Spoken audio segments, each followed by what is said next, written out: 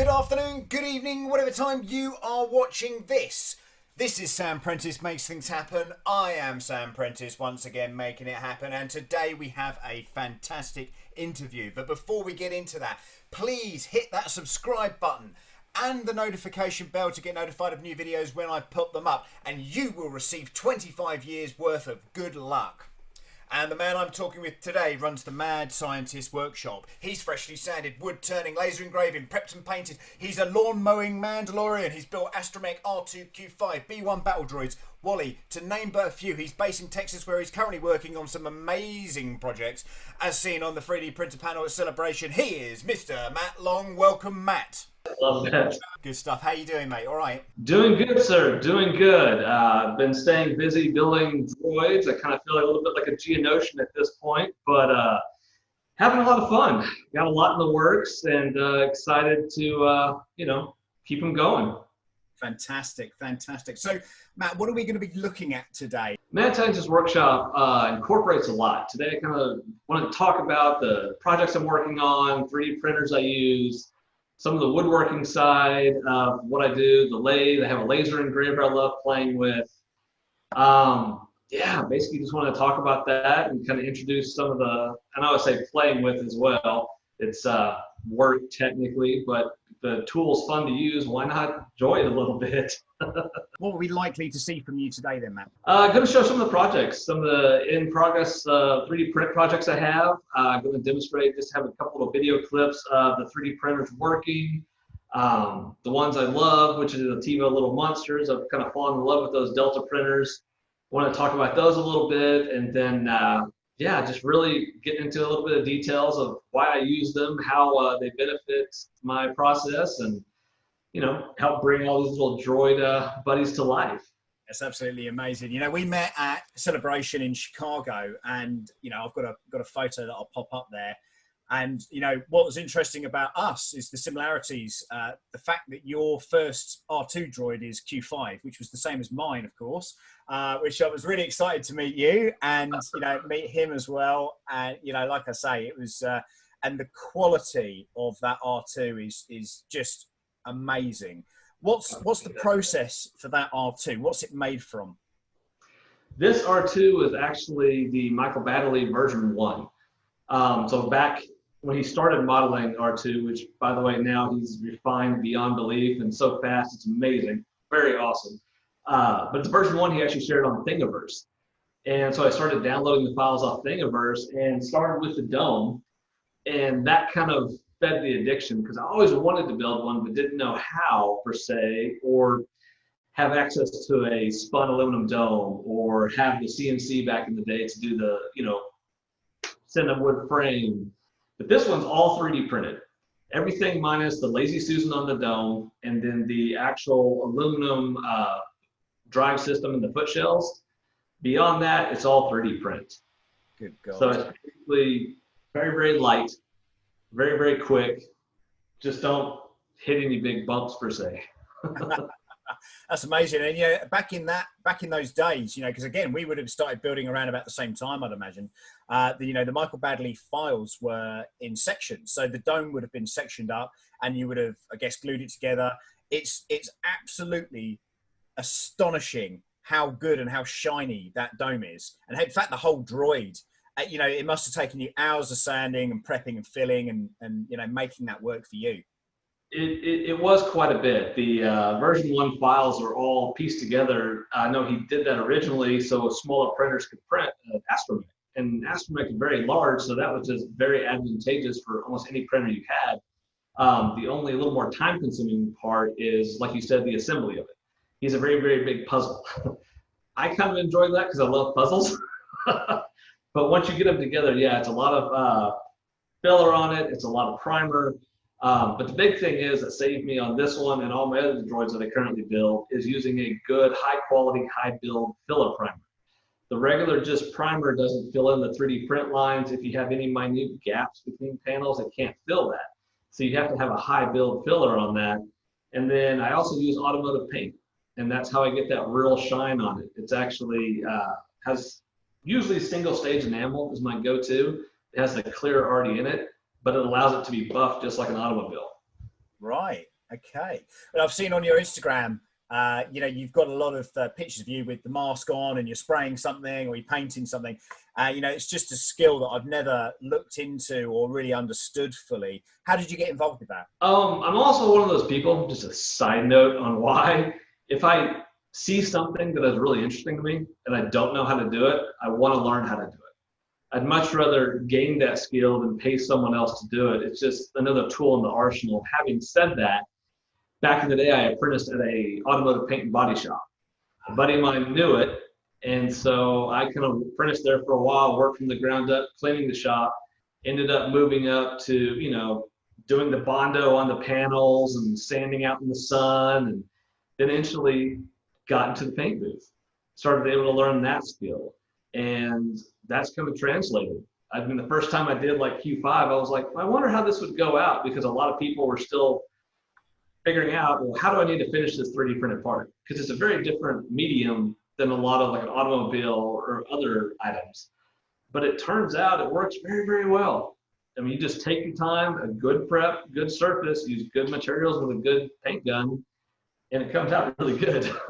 Yeah, it's funny though, because I see, a lot of these 3D printed droids, and mine included sometimes, if I've rushed something because I'm so keen to get it done and get it out there and, have it running around doing whatever. Prep is massively important and certainly quite underrated as well. People don't really sort of follow that process really when they should. But, sort of looking around your room there, you've got a DO, which I'm assuming is a Michael Badley. Yes, sir. And you've got a BD1 again, Michael Badley. Well, so Wally, in that case then, Baby Yoda and the battle droid, where are they from? Is that something you CAD'd yourself, or where do you find those files? The Wally is. Always wanted to do Wally. Always loved Wally. And there weren't any 3D files out for him yet, so I started modeling the body. So the body, the neck are my files. The head is kind of a hybrid I've been working on. I don't have them released yet, but the body and the neck, you can actually have them released for free on the Wally Builders Group. I know the clubs actually has a club spec set of files coming out that's very, very accurate. So in the meantime, mine are very close, but I'm sure there's some inconsistencies, just to be honest. I don't have all the resources they make, but he's pretty close. And he's a lot bigger than you think, to be honest. Yeah, I follow you on Instagram, as I've said, and I was looking through it today, and I was like, man, you've got it all going on. You've got so much stuff going on all the time, and I do admire your ambition for being able to complete. Because I start a lot of stuff, a hell of a lot. The battle droid as well.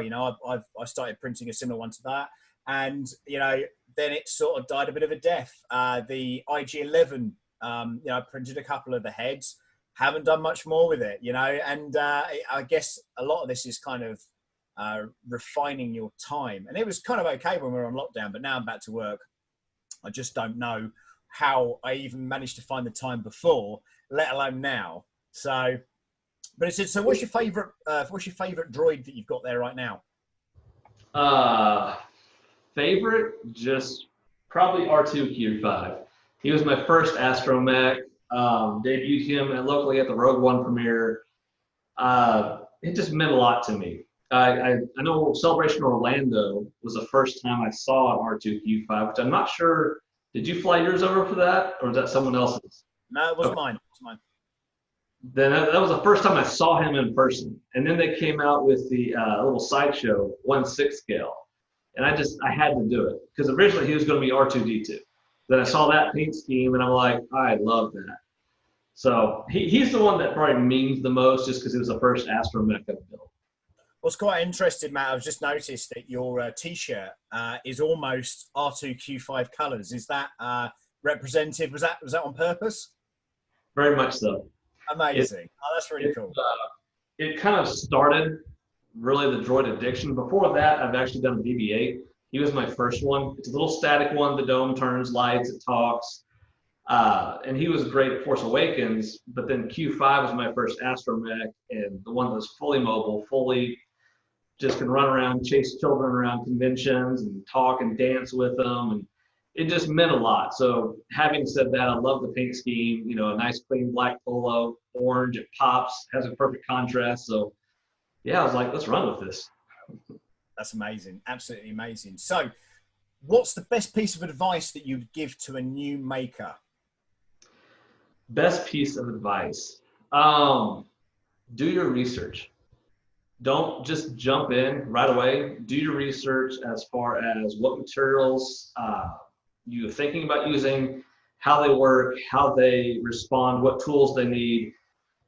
And then on top of that, once you start working, don't let any sort of, if you do it the first time, it just doesn't come out right. Don't let that discourage you. I can't tell you how many print failures I've had, how many times I've tried to paint something or do something and it's broken apart. And I mean, one of Wally's arms, for example, was working on it, had steel rods in it. I cracked the print open working on it, trying to get the print. I mean, just the tolerance wasn't right. Okay, redo the model, start over, reprint it. The thing is, with any time we have a bump or a failure like that, learn from it. You improve and you become better in the future. Any great thing didn't come instantly. There are many, many setbacks that happened before this amazing creation happened. That's really good advice. Yeah, really, really good advice. So is all the stuff you've got there in the background 3D printed in some way, shape or form then? Yes, it is. I've been in love or addicted with it, depending how you look at it. Because that's not your only skill. Again, another thing that I admire about you is that you're multi-skilled. I've seen you welding, I've seen you doing woodwork, I've seen you doing a whole bunch of different skill sets that you've got there. How did you get involved with all that? I mean, like you said before, you don't want someone else to do it, you want to give it a go yourself, but that just doesn't come overnight. And there's skills that have been lost. You look at some of the infrastructure, certainly in the UK. The infrastructure that we had, we outsourced it across the world, and that's kind of like a dead art now. So even like spinning things and doing the stuff that you're doing on your website and Instagram, how does that happen? A lot of it, I'll see a new art take, like I have this bulb for wood turning, and turning wood is something I've always admired. And then you watch very, very satisfying time lapses of this ugly glued together log. You're like, that's nothing. And it turns out to this beautiful ornate vase. And I was like, I have to learn that. That's amazing. Having said that, you take that fun side of it, and then you can turn it to more of a business side. I also do that to make custom like beer tap handles. I do custom little legs for different items, decorative items or displays. It's really neat with wood as a medium. You can do so much. And there's something to be said about taking a natural item, repurposing it, and doing even reclaimed wood. I mean, I'll go down the road and see somebody throwing out a bunch of wood or like chop down a tree. I'm taking that. Yeah. Because that's gorgeous material. And there's no sense to throw it away. You can turn it into something amazing. It just takes a little bit of time. Have you thought about mixing the materials? Do you have, something like banister stair or something, and the top of that was a resin or 3D printed gargoyle or something crazy? And I saw you did a 3D printed Disney character. It was the Mrs. Potts, Lumiere, and then Chip. That's the one. Yes. Yeah, those were a lot of fun. Project 842, we were partnering on a Magic wheelchair build. And he did all the models, and then I took them, printed them, prepped them, and then painted them. I took a lot of time to paint them. I just wanted it to look like porcelain, and got it to that level of prep, finished it off with a high gloss paint, and then finished it out the detail, the gold, the little eyes. It was a lot of fun.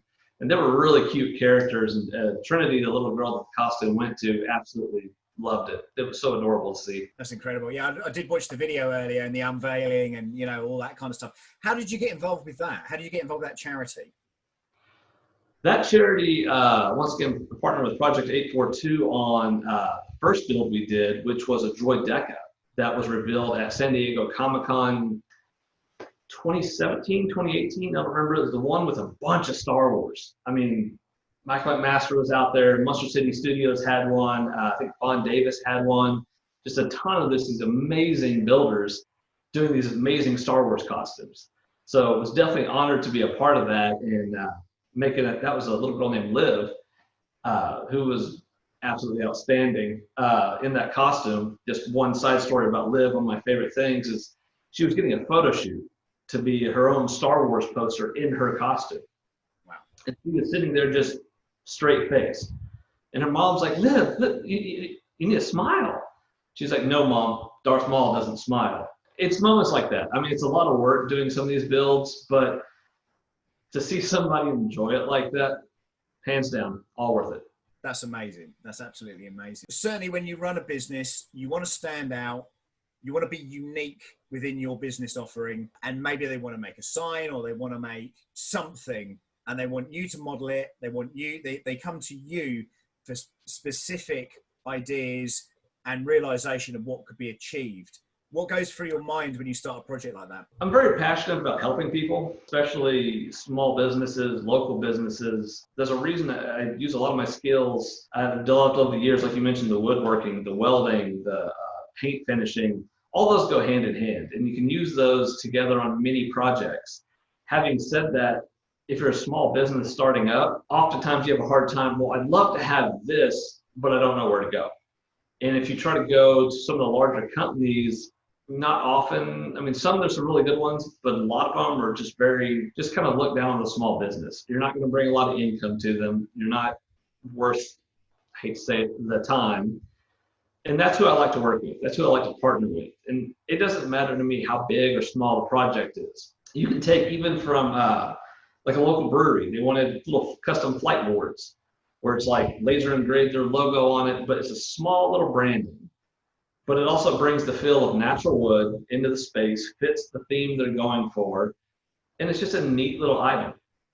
And it's fun to be able to help them realize that with very little difficulty, such as Sam Prentice's logo right here. And take it, put it on a plaque of wood, make it a nice little display piece. You can also take that, put it on a piece of plexi, engrave that out, light it with LEDs, and it's another cool display sign.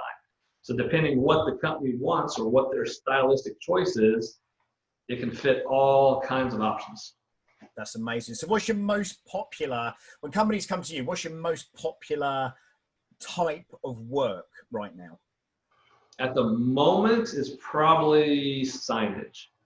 A lot of them, the reclaimed wood and the distressed look is huge right now. There's a lot of companies that are redoing their lobbies. I work with a lot of like distilleries, breweries, and a lot of those, of course, want that, especially in Texas here, where I'm at, like that down-home country feel, and that just fits it perfectly. So I do a lot of work on signage at the moment, plus, other little aspect, but the signage is a big one. That's excellent. Does anybody want a robot, or do you get that question? Can you build me an R2, or? I do all the time. And I totally get it because they're awesome. Who wouldn't want one? Having said that, though, it's a lot of work. It's a lot of expense. And honestly, it just doesn't make sense to be able to try to sell something like that. Not to mention it goes against kind of the extension Disney gives us the license, not the license per se, but allows us to use their intellectual property to create these awesome robots just to take to cons and make people smile. So I don't want to harm that relationship at all. And truly, it's not even about making money. It's about what you can invest in other people. Absolutely. Yeah, I'm all too familiar with that whole process. Indeed. So, Matt, let's talk about 3D printing. What do you run in your workshop? At the moment, I have 2 Tevo little monster Delta printers, and I have one Creality CR10 S5. Those are pretty much my workhorses. I'm running them almost 24/7 lately. Obviously, I'm well versed with the CR10, and I admire from a distance the Tevo, or the Homers as it's now known, the little monster. On the Tevo side, I don't know too much about that printer. CR10, it's sort of been done to death. Obviously, I did an interview with Corey last week. Do you think Corey knows that? I have been talking with the guys at Homers, and how do you rate their printers?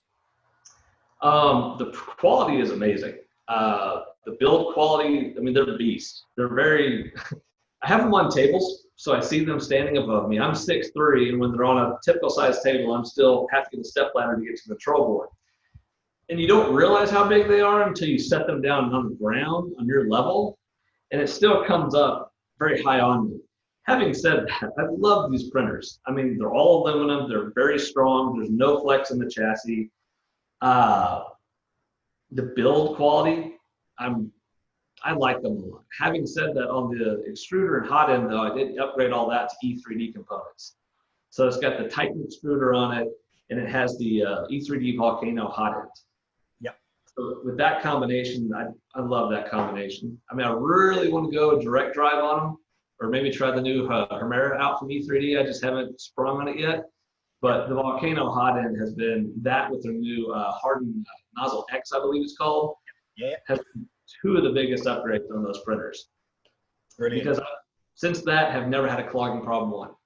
That's amazing. Yeah, the Hemera is certainly on my wish list. And I messaged the guys last week because they're not in stock at the moment. They haven't got them in stock.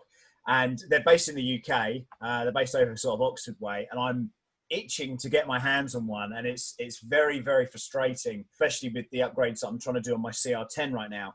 But I can only imagine, the direct drive is definitely the way forward. The Bowden stuff, pushing it up a pipe, the issues that, I've seen and experienced and read about and people tell me about, I do think that is a solid way forward. And, maybe you'll share this interest, Matt. I found it very, very interesting that everybody started, I say everybody, the majority of these manufacturers have now started to upgrade their boards to 32-bit boards. They're putting TMC a lot of the time, or Tremeric stepper motors, stepper drivers on their motherboards. They're upgrading to power supplies like Meanwell, which are, again, a Chinese company, but a very, very high quality power supply. Are we seeing a shift, in your opinion, of quality? Yes, I do think so, absolutely. And I think the reason is 3D printers started out as a commercial. Only commercial companies could afford them. A consumer, unless you had several $1,000s to drop on one, you couldn't 3D print. And now with, like, say, the Ender 3, I mean, $200-something. And you have what is a nice little printer. A couple of upgrades, and that thing is a rock star. Seriously, I've seen amazing things come off in Ender 3. And I think what's happened is a lot of companies have pumped out printers so fast, and the user base is so large now that they're seeing what works, what doesn't work. They're seeing the printers that had an inferior power supply start to fail more often. Stepper motor drivers that are just frying out. They just can't handle it. And I think because of that, the companies are taking heed of that and saying, all right, we want to come out with a new 3D printer. What components? Well, I think some of them are being really smart and looking into the actual user base. What are the people using? What's happening? Because in a lab, a controlled environment, you could have one result.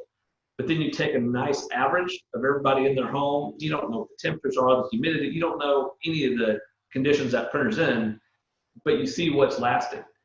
For somebody who takes care of a printer, so somebody who doesn't take care of the printer. You're understanding what's working, what's not working, and I think they're really doing a good job of listening and investing better components, because as their brand grows, that's showing they care about the consumer and they really want a solid product out there on the market. Yeah, I think you're completely right there. And what's been, I've seen an interesting shift, certainly over the last sort of 12 months or so, where their motivation to sell and not support has sort of shifted. Creality especially, with their interviews, and they want to know about stuff. And they've got some cool machines coming out. And there's been a bit of scrutiny over the Kickstarting campaign. But, they've got to gauge interest. They've raised over $3 million now for their new printer. And the next thing is the CR6, which is a Core XY style printer.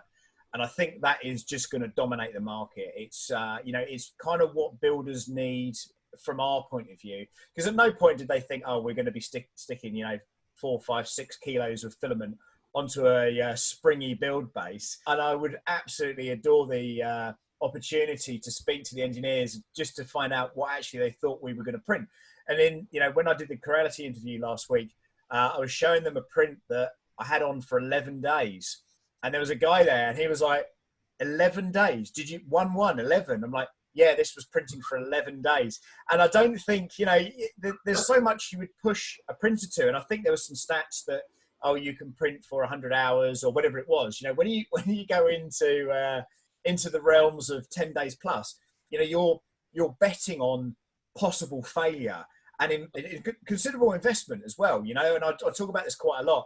You know, you put down 5-6 kilos on, you know, and you're spending 50, 60, 80, 100 pounds or dollars on filament there, you know, you're running a risk. And of course, if you don't have the technology available to measure and reprint those next bits, that's going in the bin because you're not going to do anything with that failed print. And of course, you can't recycle it at the moment. Again, I think that's going to be something that's going to be, you know, people are really, really going to want to do. And the other thing, Matt, I want to really talk about is, do you have a resin printer? Did I see a resin printer in one of your pictures? I do. But you don't want to talk about it. It's a little cheaper, smaller resin printer. I hadn't done resin printing before. It was on sale. I picked it up. Let's just say we don't get along real well at the moment. It's an LCD resin printer. So the problem I have a lot with it is I get layer delamination, and it ends up that just sticks on the actual bottom of the vat. And so I've gotten good prints out of it. I have. Been learning a lot about the resin printing side of it. Having said that, getting into a little printer like that has issues or a little bit quirky, as it were, I'm now seeing like Creality's new resin printer come out. And there's some really fascinating specs about that. And I just saw, who was it that just had that 4K LCD that was on pre-order? Was it Elegoo Saturn? Yes, that's what, and that one I've heard amazing reviews about the previous model, and they have the new 4K. I was like, ooh, yeah, that looks enticing. So having said that, I don't use it often. I'll do little small greablies with it or something I need high detail, but it really has made me understand resin printing more, and taking that knowledge and seeing these other ones coming out going, okay, now that's what I need to really crank out some parts. Yeah, I don't know if you saw the Michael McMaster interview that I did, but, you know, he's got a Phenom.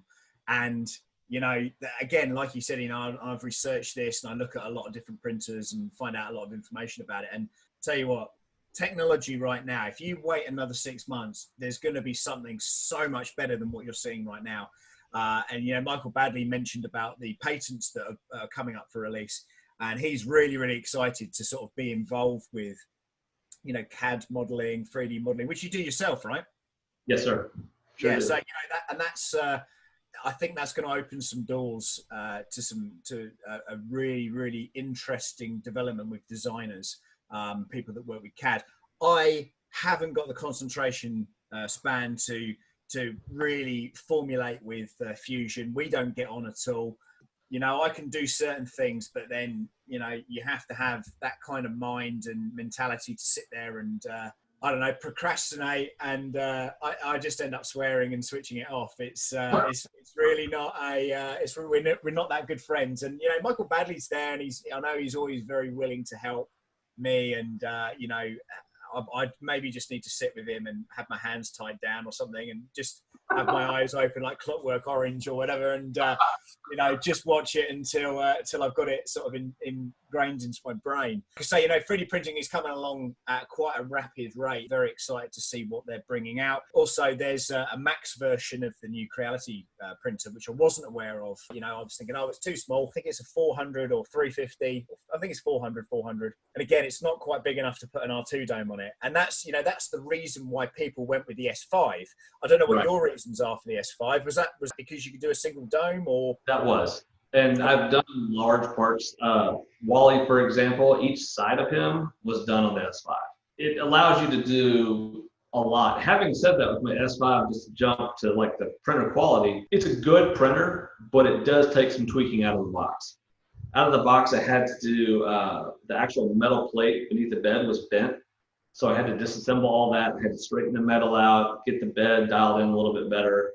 And then one of the other huge things that improved a lot was actually taking all the stepper motor voltage adjustments inside the power supply, dialing all those in nice and even, made a massive print difference.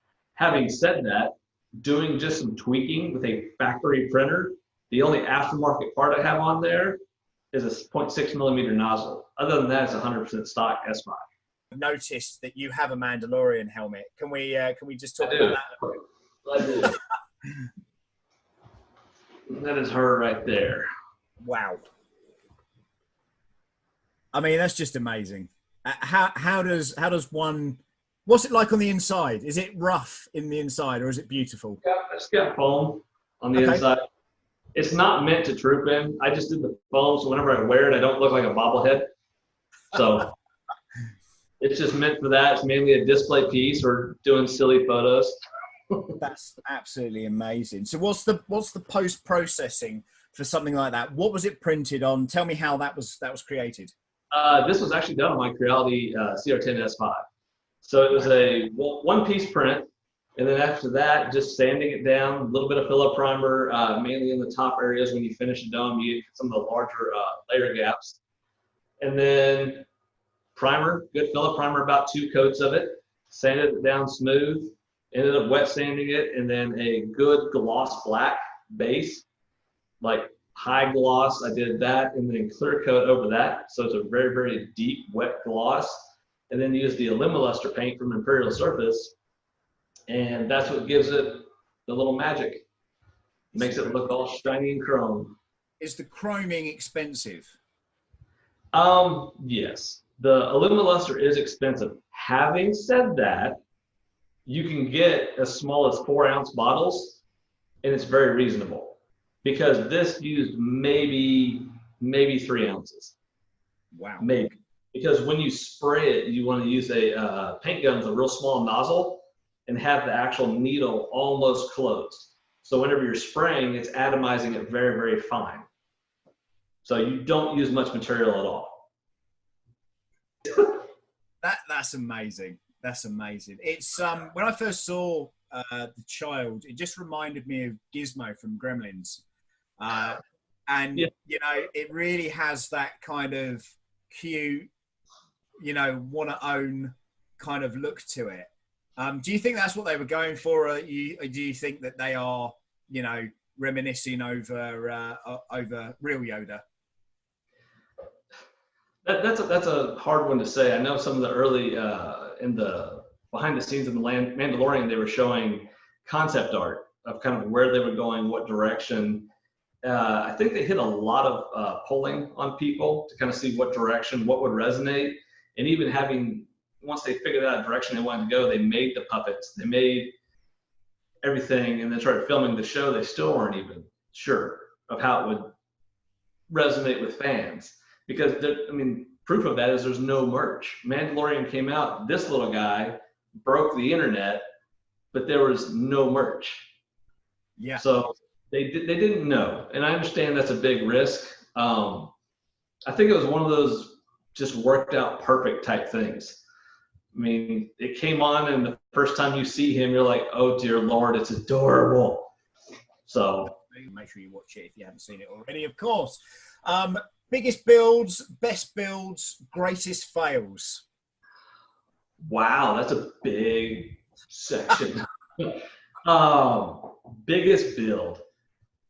Probably the biggest, the tallest would be the Project 842 battle droid I made. I had that up at Celebration Chicago as well. Didn't realize until I built him that battle droids are taller than me. So let's just say when you have him in your house and you forget you put him somewhere at night and walk into the room, it can increase the heart rate a little bit. Just, putting that out there in case somebody builds one and you do that. Probably the most complex build would be Q5. Just many parts, many components. Still a fantastic build. And I think you mentioned print failures. Yes. The one that comes to mind instantly on that is I was printing a Millennium Falcon headrest for the actual rear seats. And it was a buddy here that they toured their cockpit around, let people fans see it. Absolutely beautiful work of art, but they needed the actual headrests. And I was printing that, and it was about probably a spool and a half of filament. And so I started the half spool, printed up fine, switched over to a full spool. All right, I'm going to bed. And as you know, with a larger nozzle, they print fast. Yep. Or fail fast. What apparently had happened is I had accidentally closed the door to the room and didn't have a fan on. So it got hot, which means the stepper's motors got hot, which means it layer shifted in a bad way. Oh my God. And I woke up the next morning and most of the spool of filament was spaghetti. Good. So it was actually on one of the Tevos. It filled the build plate, it filled the base, and it just spooled out, or just everywhere, all over the ground. So I walked in and it's just spaghetti, like a cascade of a waterfall. It's a horrible feeling, isn't it? Time.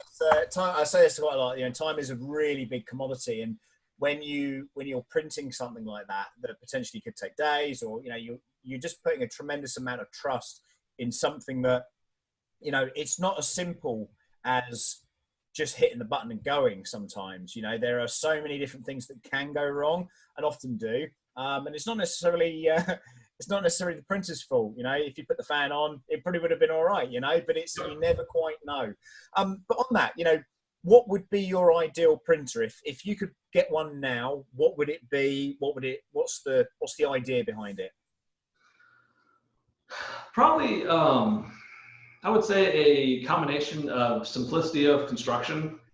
One of the reasons I like the Tevo Little Monsters so much is the base construction is very simple in my opinion, but that makes it strong. That makes any sort of part that starts to fail easily, you can pick up on it, replace it, keep going, no problem.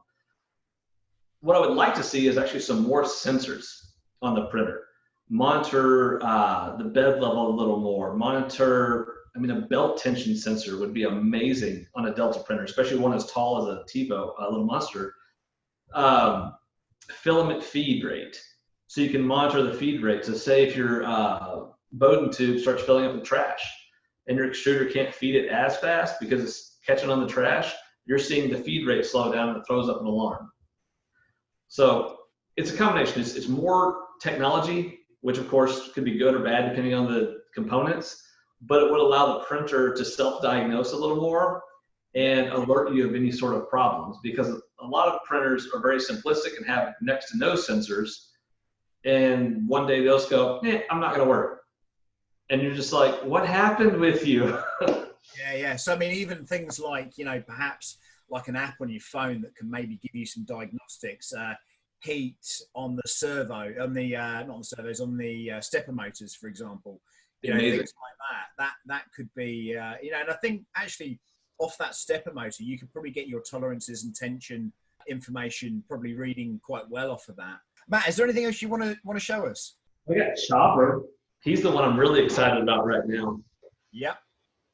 I'm dead excited. Now, this is not a Michael Badley one. This is a Tiny P chopper. Correct. This is the Tiny P files. I've kind of modified it a little bit. My chopper has actually been my chopper's been put away, and I have the same dome. I have two of those, in fact, that I was trying to build. But so where are you going to head with that then? Are you going to, because you're part way through it already, right? Oh yeah, he has the legs done, body's done, head's done. It's all been primered. It's just the final sand right now. I'm actually going to start putting color on it probably this week, getting him painted. Working on the foot shells and then drive system. So he's going to go together fast. That's cool. Matt, if anybody wants to follow you socially, mentally, however they want to do that, what's the best way of them doing that? And what's the details for Magical Wheelchairs? To follow me, I'm on Instagram, Facebook. I also have a YouTube channel, Mad Scientist Workshop, all three. Definitely follow me on there, see the different builds in progress. Sometimes you get silly little photos with Baby Yoda every once in a while. Magic Wheelchair, definitely check them out. It's magicwheelchair.org. Amazing organization. I can't speak highly about them enough. They do amazing things, partner with some fantastic builders, and just bring some smiles to kids' faces. That is, it's amazing. What I'll do is I'll put links all in the description so you can follow Matt and follow the Magical Wheelchairs.